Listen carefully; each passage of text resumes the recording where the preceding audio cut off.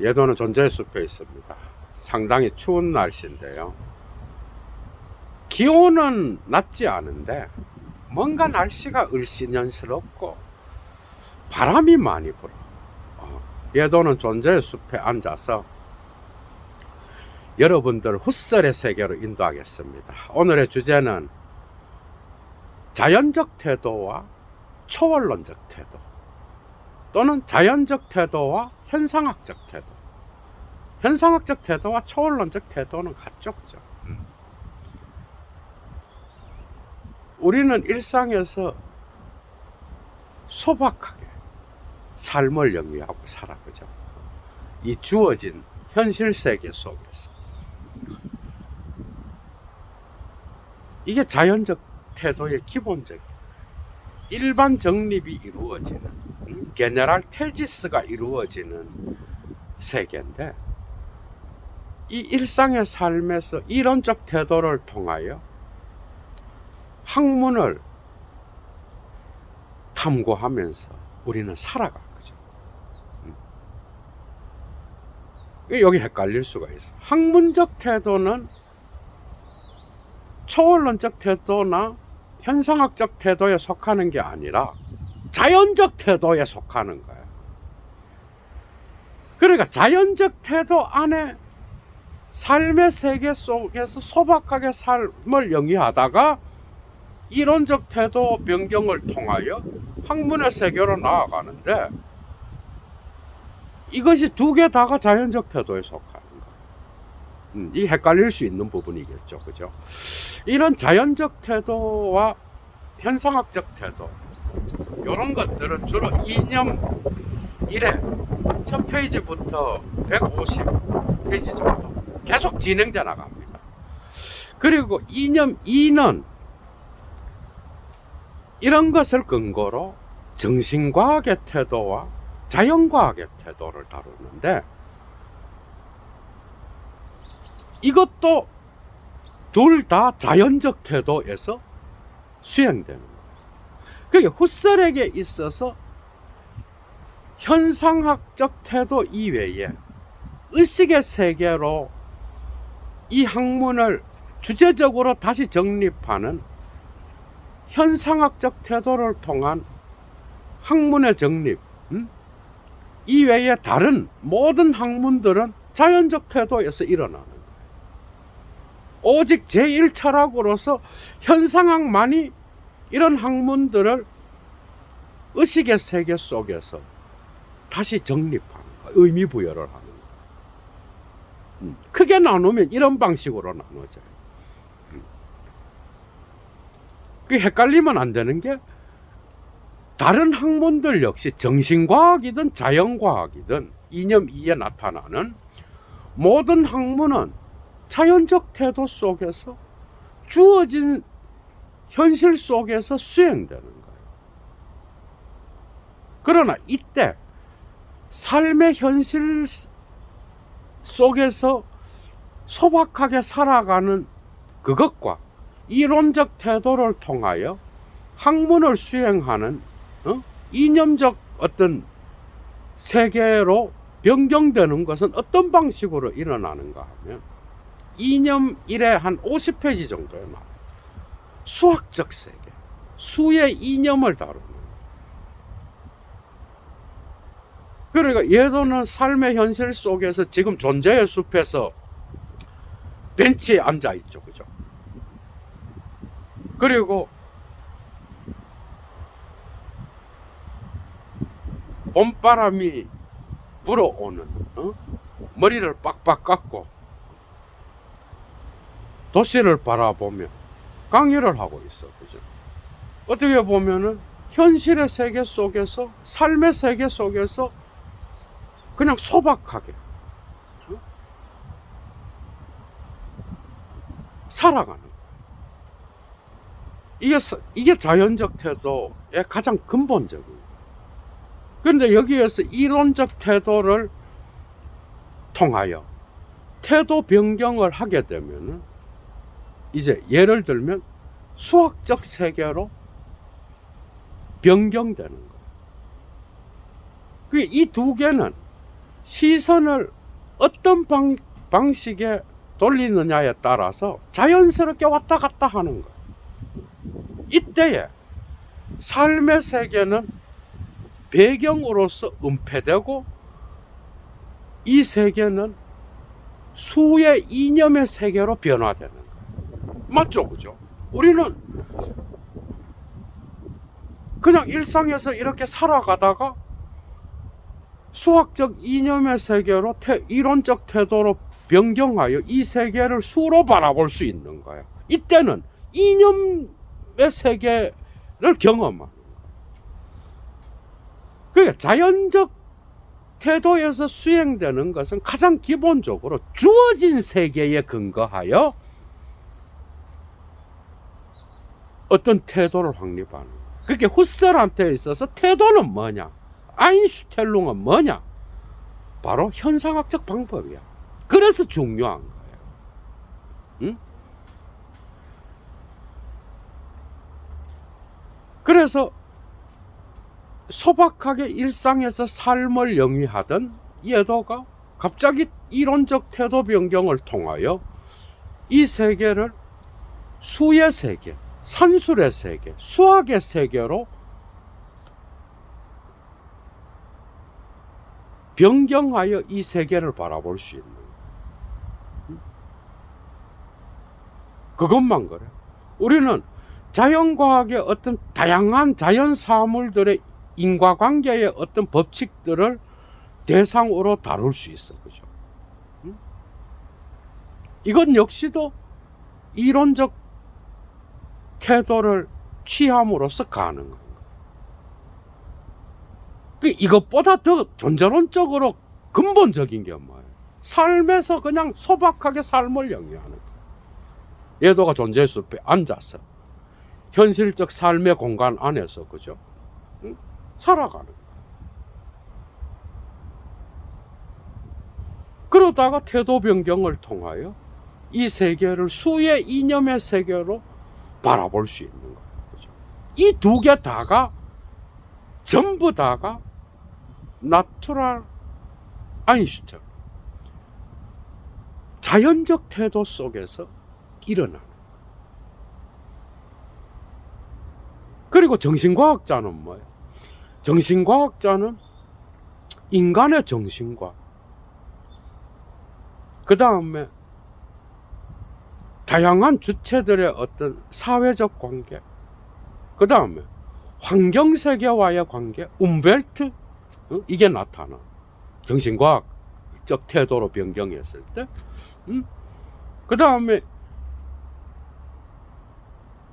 자연세계와 인간의 정신의 관계, 그 다음에 심리적 관계, 이런 것들을 전부 다 다룰 수 있는 거죠. 그죠? 이때도 이론적 태도로 변경하여 소박한 삶의 영위로부터 정신과학적 탐구를 수행할 수 있는 거예요. 그러니까 우리는 소박한 세계 속에서 삶을 영위하다가 갑자기 이론적 태도를 통하여 학문의 세계로 접근할 수 있는 거예요. 이 두 개는 왔다 갔다 하는 거예요. 이 두 개 다가 전부 다가 후셀에게서는 자연적 태도에서 수행되는 거예요. 이게 헷갈릴 수 있는 거예요. 그러니까 자연적 태도에서도 태도 변경을 통하여 소박한 일상의 삶, 여러분들은 뭐야? 공원을 산책한다든지 아니면 산 꼭대기에서 도시를 바라본다든지 아니면 집에서 TV를 본다든지 다 소박하게 주어진 현실 속에서 살아가. 그죠? 자연적 세계 속에서 시공간적 현실성, 초월적 태도를 통하여 소박하게 일반 정립을 수행하면서 학문을 하는 거예요.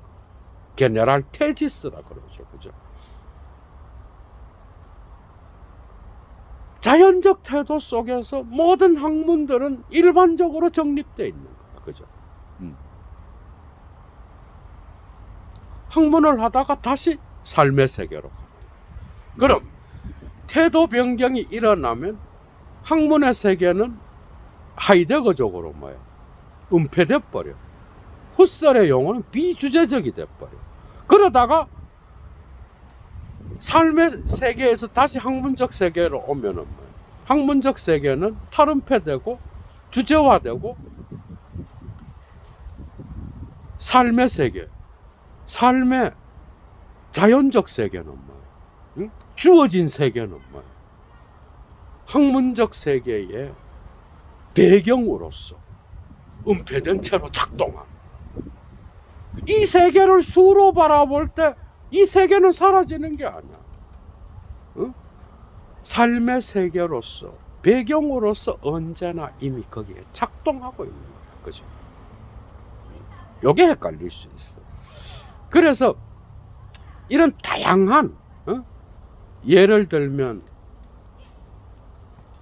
생리학적인 어떤 학문의 대상을 연구하는 자는 일상에서 그 연구자는 자기 삶을 영위하다가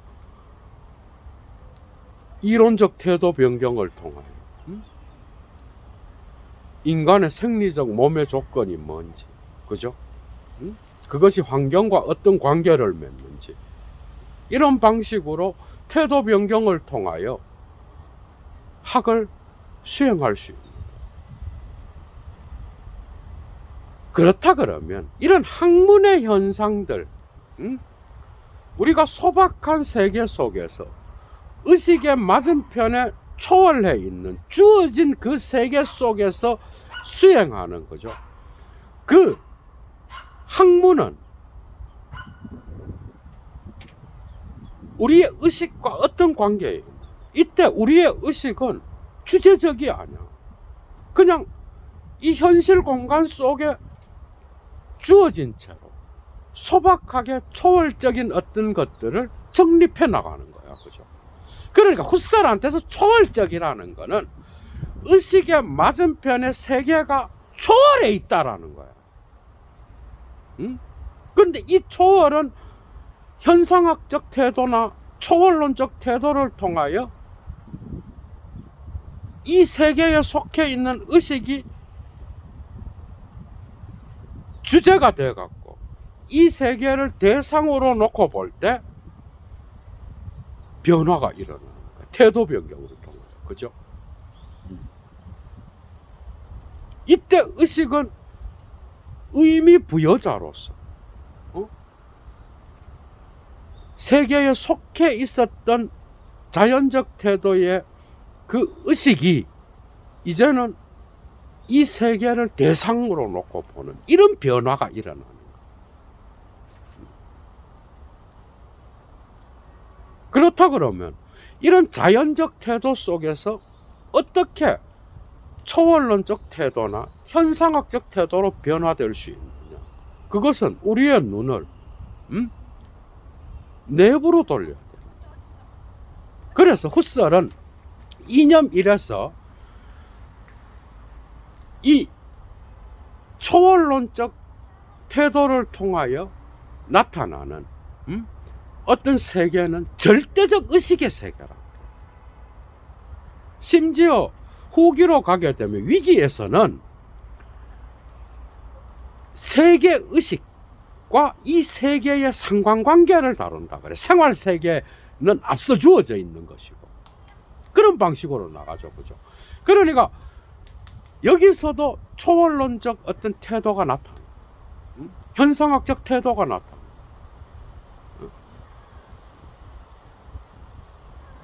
그것은 절대적 의식의 세계. 그러니까 자연적 태도 속에서 소박하게 일반 정립을 통하여 수행해 나가는 어떤 그런 다양한 학문들을 다시 의식이 의미 부여를 해서 주제화한다. 이게 바로 현상학적 태도에서 나타나는 거예요. 여러분 구분할 수 있겠죠, 그죠? 그래서 현상학은 어떻게 보면 다른 학문들보다 앞서 있는 거. 그래서 제1철학입니다. 다른 학문들은 자연적 태도에서 형성되지만 오직 현상학, 제1철학으로서 현상학만이 여기에 이 학문의 현상들의 의식을 통하여 다시 의미를 부여함으로써 절대적 의식의 어떤 철학으로서, 그죠? 수행되는 거예요. 여기에서 어떤 변화가 일어나는 거죠, 그죠? 그렇다 그러면 자연적 태도에서 어떻게 초월론적 태도나 현상학적 태도로 가는가 하면은 여러분 다 알고 있어요. 자연적 태도의 어떤 작용을 바깥에 둔다 그래요. 이게 에포케. 아우슬 악지온 제젠. 그러니까 자연적 태도의 어떤 영향력을 판단 중지해야 돼. 그래서 시선을 의식의 내부로 돌려야 되는 거야. 자연적 태도를 칼로 쳐야 되는 거야. 그죠? 그리고 우리의 눈을 의식 내부로 돌릴 때 이 자연적 태도는 없는 게 아니라 갈로 쳐져서 차단된다 그러죠. 그죠? 아우스샬텐이라 그래요. 차단되고 우리는 우리의 눈을 의식의 내부로 돌리는 거예요. 이것에 근거하여 현상학적 태도가 자연스럽게 자연적 태도로부터 현상학적 태도로 가게 되는 거죠. 그죠? 그러니까 에포케 판단 중지는 바로 이 태도의 태도 변경과 관련돼요. 아인슈텔룽 샌더른과 관련돼요. 그렇게 하여 우리는 우리의 의식을 가지고 우리의 소박한 자연적 태도에서의 삶과 그리고 다양한 학문에 대하여 의미를 다시 부여 주제적으로.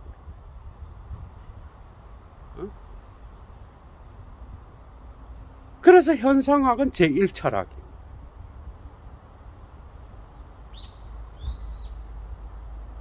태도 변경은 현상학적 방법이에요. 그것을 통하여 현상학은 소박한 태도에서 수행되었던 다양한 학문들의 현상에 다시 의미 정립, 의미 작용을 통하여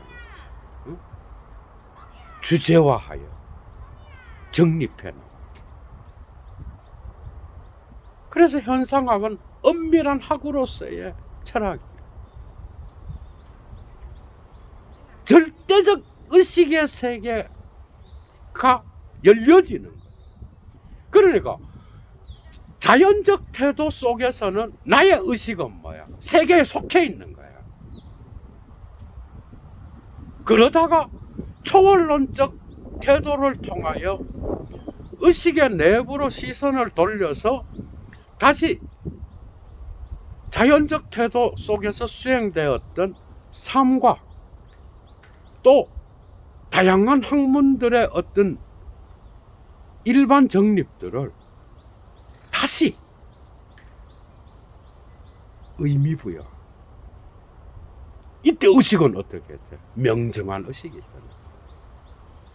의식이 세계에 속했던 의식이 뒤집어져서 의식이 세계를 정립하는 방식으로 나가는 거예요. 여기서도 하이데거가 보이죠. 그러니까 존재론적으로 앞서 있는 건 그러니까 자연적 태도인 거예요. 거기에서 태도 변경을 통하여 초월론적 태도로 바뀌면서 현상학적 환원을 거쳐서 의식 내부로 눈을 돌려서, 그죠? 순수 의식에 이르기까지, 자연적 태도 속에서의 어떤 의미나 삶의 의미를 나의 의식의 어떤 삶의 의미로 다시 바꿔놓는, 나의 의식의 학문의 의미로 바꿔놓는 거야. 다시 말하면 하이데거적으로 보면 이렇게 되는 거예요. 자연적 태도에서 초월론적 태도나 현상학적 태도로 갔을 때에 이 변경은 존재 질문을 존재 의미 질문으로 바꾸는 것이고, 그 존재 의미 질문을 부여하는 것은 후설에게서는 의식 주체예요. 뒤집어져 버리는 거야. 주체가, 의식하는 주체가 세계를 대상으로 놓는 거야. 근데 자연적 태도에서는 뭐예요? 이념 1, 50여 페이지 정도에 나와. 내가, 나의 의식이 명정하게 세계를 바라보기보다는 그냥 소박한 일상의 시공간에서 주어진 이 세계에 기속되어 있는 거예요. 이게 완전 다른 거예요. 그게 존재론과 인식론, 인식론에서 존재론을 왔다 갔다 하는 거예요. 그 태도 변경도 상당히 많아요. 예를 들면 이념 2에서, 그죠? 정신과학적 태도와 자연과학적 태도를 나누잖아요. 그것은 또 자연과학적 태도는 자연주의적 태도라 그러기도 하고, 정신과학적 태도는 인격주의적, 페르소날리스티슈 아인슈텔론, 그런 식으로 불러. 태도가 얼마나 많이 나오는지 몰라. 심지어 자연과학을 다루는 거기에서 이론적 태도 변경을 할 때 자연적 이론적 태도 이렇게 또 부를 때도 있어. 앞에 나투랄 테오레티슈 아인슈텔론 이렇게 부를 때도 있어. 그러니까 후설을 이해하는 데 있어서 이 태도를 모르면 완전히 실패. 태도를 변경한다는 건 현상학적 방법이고, 그것은 의미의 부여 방식의 차이를 나타내요. 그러니까 상당히 많은 어떤 전환을 나타낸다라고 볼 수 있어요. 그죠? 완전한 뒤집어버리는 전환이 나타나. 내가 의미를 부여하는 건 뭐예요? 그 현상하게 하는 일이에요. 주체가 의미를 부여하는 거야, 의식을 통하여. 그런데 내가 학문의 세계에 빠져서 학문에 의하여 나의 의식이 결정되는 듯한 존재론 쪽으로 뒤집어진 상황은 자연적 태도에서 일어나는 거예요. 그래서 이때의 의식은, 자연적 태도에서 의식은 가다모적으로 보면 뭐예요? 내가 전통에 기속되어 있는 거예요. 그죠? 기속된 상태에서 다시 현상학적 환원은 그 전통에 다시 의미 부여를 합니다. 우리는 그럴 수 있죠. 그죠? 그러니까 이게 데카르트적 성찰로 가면은 이 세계의 자연적 태도에서 나타나는 이 모든 것들은 존재자들. 그런데 이 존재자들을 연구하는 이 학문들이 현상학적 태도를 통하여 바뀌게 되면 의식의 구성을 나타낸다. 그게 의식이 구성을 할 수 있는 어떤 대상이 되는 거예요.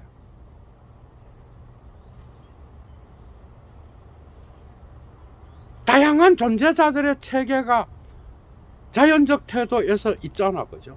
그 존재자들이 의식의 대상, 그래서 의식이 그 대상을 갖고 콘스티튜션을 할 수 있는, 구성을 할 수 있는 그런 것들로 나타난다.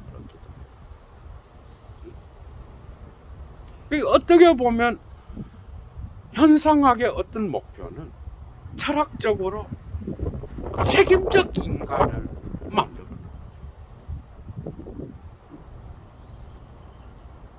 그 예를 들면 이런 거예요. 철학 공부를 해. 하이데거를 읽고, 니체를 읽고 공부를 막 한단 말이야. 그건 뭐예요? 자연적 태도인 거지. 그런데 그 공부한 거를 나의 의식으로 다시 의미 부여를 해서 삶에 적용하는 게 뭐야? 그게 바로 현상학적 태도. 이제 분명히 이해가 되죠. 그러니까 니체나 하이데거를 그냥 철학으로서 학으로서 공부하는 거는 자연적 태도에서 일어난다고 한다면 여기에서 태도 변경을 통하여, 그죠? 그것에 대하여 관로를 치고 내 의식으로 눈을 돌려서 거기에 다시 의미를 부여하는 거는 현상학이 하는 일. 그래서 현상학적 환원이나 현상학적 태도로 변화가 되었을 때만 이게 가능한 거예요. 책임적 인간이. 예를 들어 마르크스를 그냥 열심히 읽어, 공부해, 막 텍스트를 갖고 그가 씨름해. 자연적 태도에서 일어나는 거죠. 그런데 그게 나의 막스, 내가 의미를 부여하는 그 마르크스가 될 때는 뭐야? 그건 바로 현상학적 태도에서 일어나.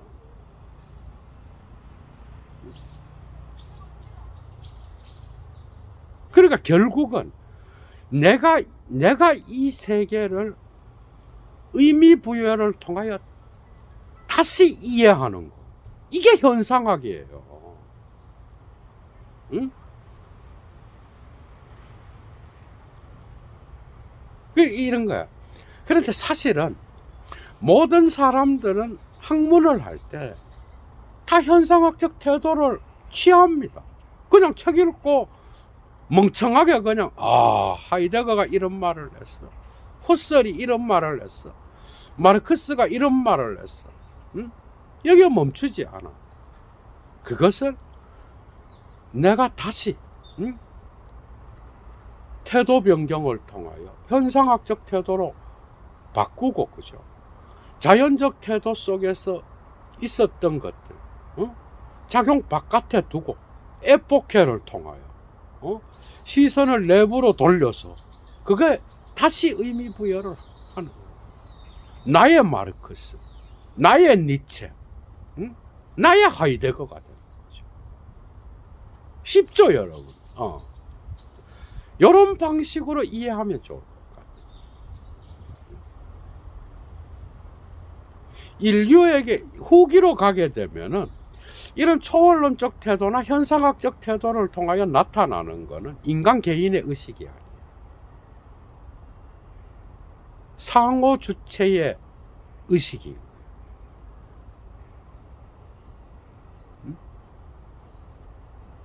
상호 주체, 다양한 주체들이 살아가는, 그게 생활 세계잖아, 그죠?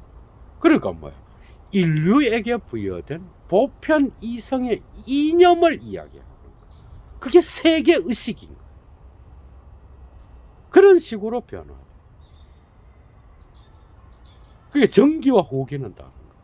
그게 이념에서 말하는, 이념 1에서 말하는 현상학적 환원을 통하여 어떤 의식이 의미를 부여하는 그 전도된 상황은 개인의 의식.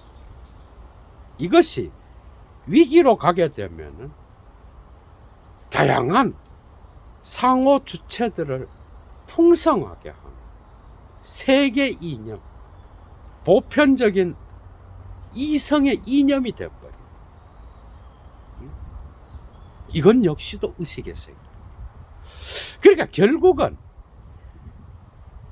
우리가 소박한 세계 속에서 학문을 수행하든 삶을 영위하든 무엇을 하든 간에, 그죠?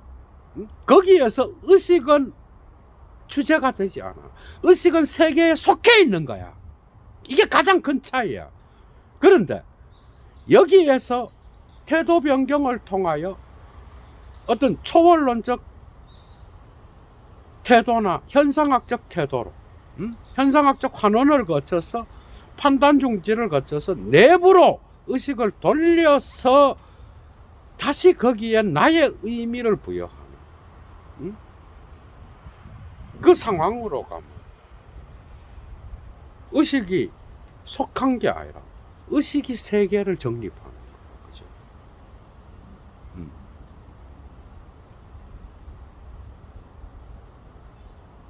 그러니까 태도라는 건 완전히 사태, 세계가 다르게 열려지는 거예요. 일상의 세계에서는 그냥 소박한 삶의 영리, 생활 세계가 있잖아. 그죠?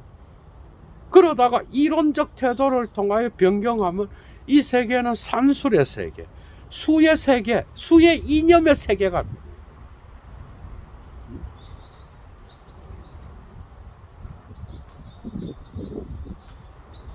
아니면 물리학을 연구하는 자는 이 세계의 다양한 존재자들의 물리 현상들을, 그죠? 이론적 태도를 통해 취하겠죠. 그죠?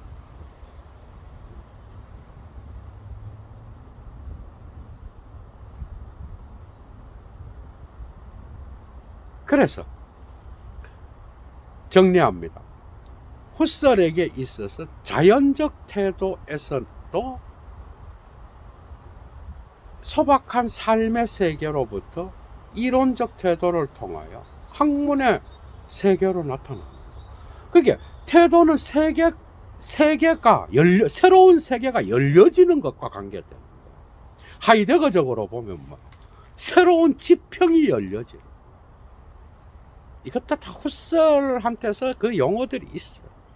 새로운 지평, 노이어 호리존트가 열려지는 거예요.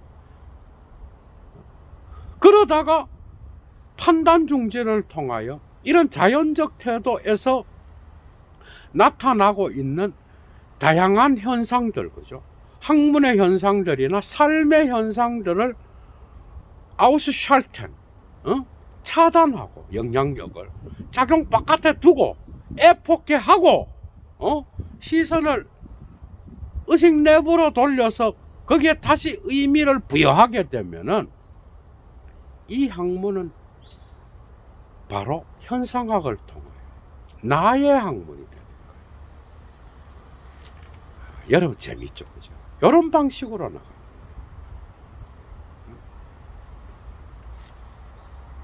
그러니까 자연적 태도에서 현상학적 환원을 통하여 초월론적 태도로 넘어갈 때도, 그죠? 판단 중지를 통하여 방향을, 태도 변경을 수행할 때도 이 세계, 자연적 태도가 없이는 존재론적 기반이 사라져버려요. 그러니까 판단 중지는 상당히 오해될 만한 그런 용어예요. 판단 중지는 결코 배제하고 제거하는 게 아니야. 자연적 태도에서 의식이 세계 속에 기속되었던 그 의식을 뒤집어서 역으로 이 세계의 의미를 다시 부여.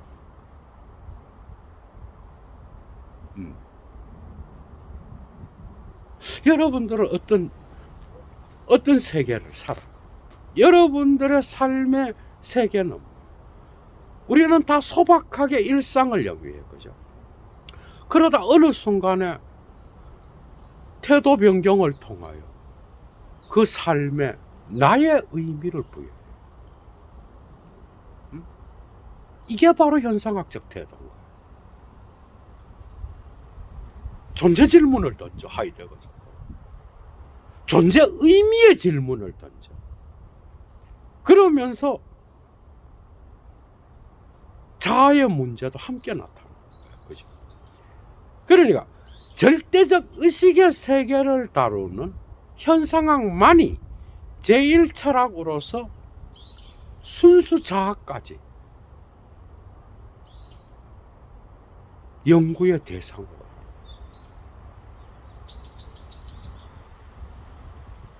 이 점에서 절대적 의식을 다루는, 의식의 세계를 다루는 이 현상학이 제1가는 학문들 중에 학문.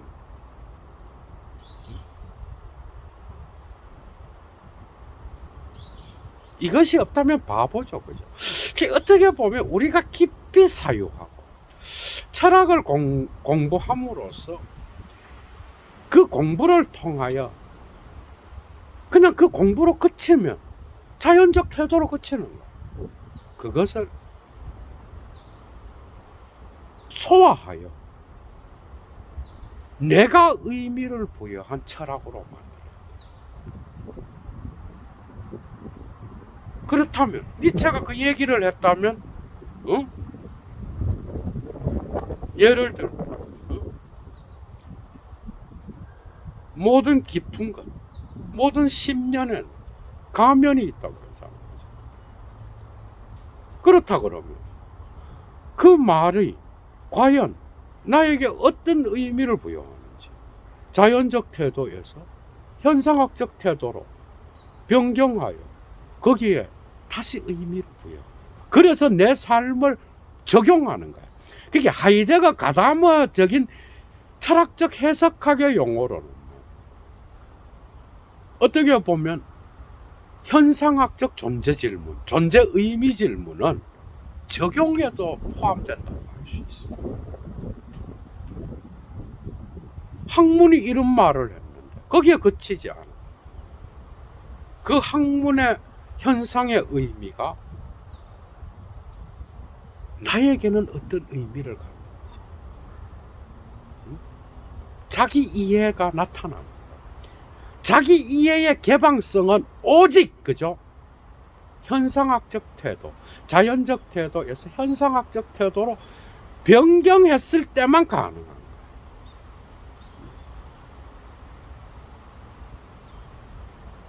이런 것에 초점을 맞추어서 여러분들이 많은 헷갈리는 부분들이 해결됐죠. 그죠? 후서를 읽어 나가시면 좋을 것 같습니다. 태도가 정말 중요한 개념이라고. 벌써 주말입니다. 그죠? 금요일 저녁인데요. 어디서든 건강하시고 그 다음에 행복한 주말 보내시기 바랍니다. 여건이 되시는 분은 사막의 철학을 위하여 꼭 예도TV를 후원해 주시면 감사하겠습니다. 자발적 수업료 있죠. 얘도 물러갑니다. 주스!